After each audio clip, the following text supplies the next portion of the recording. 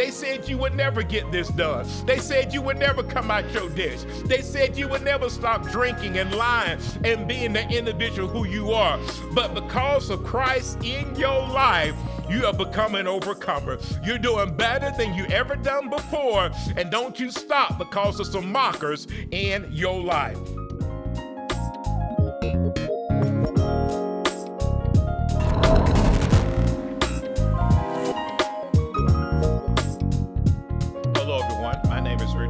I'm pastor of Overcomers Christian Center. Thank you for allowing us to come into wherever you are to share the good news of our Lord and Savior, Jesus Christ. And before we get started, I want to thank everyone for the past support, the current support, as well as the future support of our ministry. If you would like to donate, you see the information on the screen there. You follow that, and I thank you again for your giving. And I know God is going to bless you for your giving. Now, today we're coming from the book of Nehemiah, chapter 4 and verse 6. So we built the wall, and the entire wall was joined together up to half its height, for the people had a mind to work. Based on that scripture, I want to talk to you from this topic, a good mind to work, part 2. That's right, a good mind to work, part 2. Let's pray. Father, in Jesus' name, we're so grateful for the word of God, and we pray that the word of God will minister to your people. Father, show us how to have a good mind to work, how to overcome the obstacles that the adversary and the enemy will try to send our way. Help us, Father, to be overcomers, overcome by the blood of the Lamb and the words of our testimony. And greater is he that's in us than he that is in the world. Father, open our hearts and minds to receive what thus saith the Lord. In Jesus' name we pray. Amen. And thank you, Lord. Now, Nehemiah had the task of rebuilding the wall. I want us to learn from Nehemiah when he was going through this assignment, some of the obstacles he ran across, and how we need to understand that we're going to run across obstacles, especially when we're doing a good work for the Lord, how Nehemiah overcame it, how we can learn from Nehemiah, so in turn we can accomplish the will of God for our lives. We're going to go from Nehemiah chapter 4, verse 1 down to verse 6. Nehemiah chapter 4, verse 1 reads as follows. But it so happened when Sanballat heard that we were rebuilding the wall, that he was furious and very indignant and mocked the Jews. So we see here Sanballat, he mocked, he ridiculed, he laughed at, and he insulted the Jews. Why? Because they were rebuilding the wall. They were carrying out the assignment of God.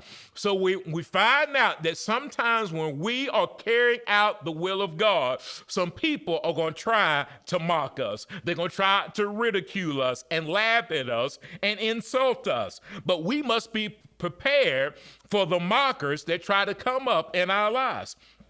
They can't stand the fact that we're trying to progress and be productive. They can't stand the fact you're trying to accomplish the will of God. So they're going to try to mock you, insult you, laugh at you, and mock you. And when you do that, you need to understand that they're just doing what they do. We've got to be bigger than that and overcome that particular individuals who will try to mock us.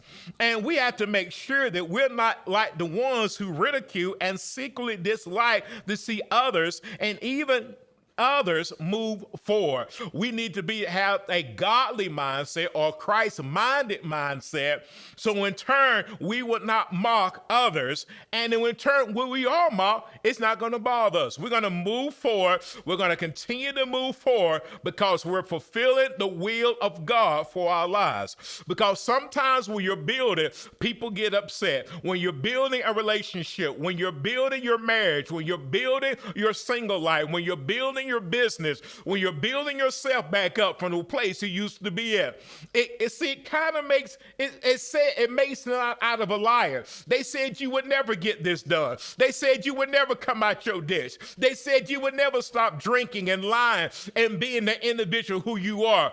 But because of Christ in your life, you have become an overcomer. You're doing better than you ever done before. And don't you stop because of some mockers in your life. Let's go on to verse 2, Nehemiah chapter 4 and verse 2. And when he spoke before his brethren and the army of Samaria and said, what are these feeble Jews doing? Will they fortify themselves? Will they offer sacrifices? Will they complete it in a day? Will they revive the stones from the heaps of rubbish, stones that are burned? The second way the individuals will try to stop you is they'll get you to question your God, to question our God. Even though God has directed us what to do and how to do it, the questioners will arise in our lives and question us and attempt to create doubt in our lives. They'll try to make us doubt ourselves and doubt our God. They'll make us try to doubt the God that gave us the assignment, as well as our ability to get the job done. God will not give you an assignment that he knows you can't accomplish with his help. And we know we need the help of God to accomplish the will of God in our lives. They'll try to make us doubt our God, doubt the Creator, doubt the maker of all things, the one who gave us the assignment. They will set a cycle of questions in our minds. Will God get me out of debt? Will God heal my body? Will God deliver me? Will God make a way out of no way? Will God do this, that, and the other for my life? And I'm here to tell you, yes, he will. He's the same yesterday, today, and forevermore. God, not only can he make a way to get you out, God can get you out. He can get you out if they try to stop you. He can get you out if they put barricades in front of you. He can get you out even if they tell you no and God tells you yes. God is a good God, and he's good all the time. There will be other folks, glory be to God, that will bring a negative and a pessimistic attitude toward your situation. They can be other individuals that you may go to work with or be at your church. Nehemiah 4 and 3 tells us this. Now Tobiah the Ammonites was beside him, and he said, whatever they build, if even a fox goes up on it, he will break down their stone wall. Not only was Sanballat bringing negative thoughts, Tobiah jumped on that bandwagon, and he was bringing up a negative mindset.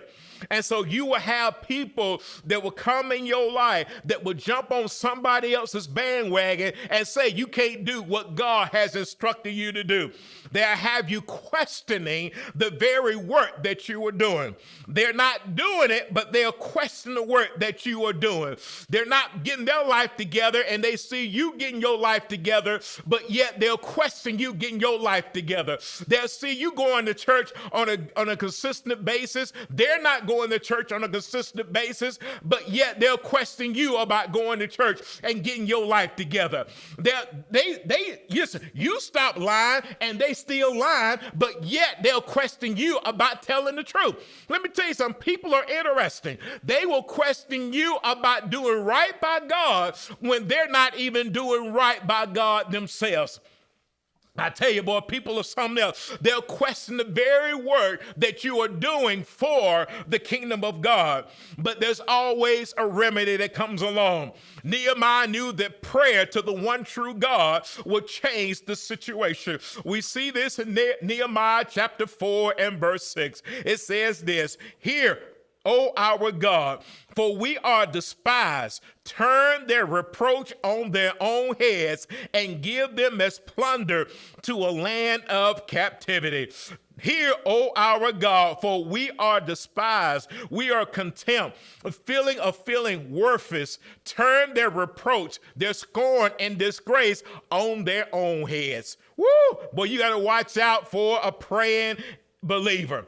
That person can pray what you put on them, what you try to put on them, they'll pray it back on you. No weapon that is formed against you shall be able to prosper.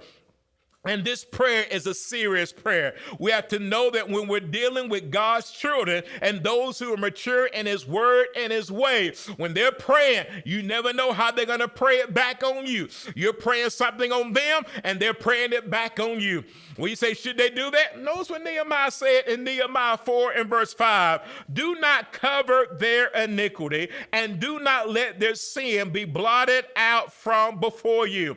For they have provoked you to anger before the builders. Oh, do not cover. Don't hide. Don't hide. Don't protect them, God, for their iniquity, their guilt, and their punishment. And do not let their sin be blotted out from before you, God, for they have provoked you to anger before the builders. Oh, we have to continue to grow in God's word. We have to continue to pray, even though people are coming against us. We must grow and mature in our prayer life to the point that we're praying God's word and still working, giving and still working, loving others and still working, witnessing and still working, doing the will of God in our lives. No matter what it is, we're doing it and we're still accomplishing our prayer life. We're still giving. We're still telling others about Jesus. We're still loving others. We're accomplishing the will of God for our lives. Which brings us to our main scripture, Nehemiah chapter 4 and verse 6. So we built the wall. We established it. We restored it. The assignment that God has given unto us, we completed it. We established that wall. We restored that wall. And the entire wall was joined together up to half its height, for the people had a mind to work. They had a will to work. They had a heart to work. They had knowledge to get the job done.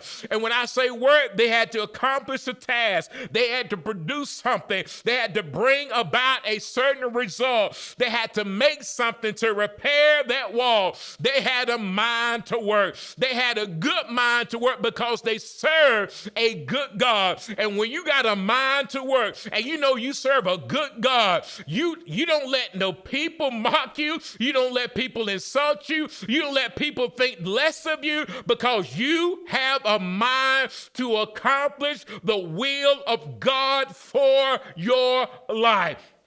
And you're not going to let the mockers, you're going to not let the insults, you're not going to let people stop you from doing what thus saith the Lord. And to be a forward-minded and a Christ-minded church, we need a good mind to work and to move forward despite challenges, difficulties, and troubling times, and even some people. I believe God will bless you when you have a good mind to work. Let's pray. Father, in Jesus' name, thank you for a good mind to work, to accomplish your will here on the earth. We bind the enemy right now that would try to stop us from accomplishing your will. We bind the mockers and the insulters and those that try to laugh at us and scorn us. We bind them in the name of Jesus. And we believe that no weapon formed against us shall be able to prosper. Father, we believe that we're going to do your will here on the earth. We love you, Father, and we give you the glory. In Jesus' name we pray. Amen. And thank you, Lord. Well, my name is Richard Dobbs. I'm pastor of Overcomers Christian Center. Thank you for allowing us to share the good news of our Lord and Savior, Jesus Christ. Well, until next time, remember, without a vision, the people perish.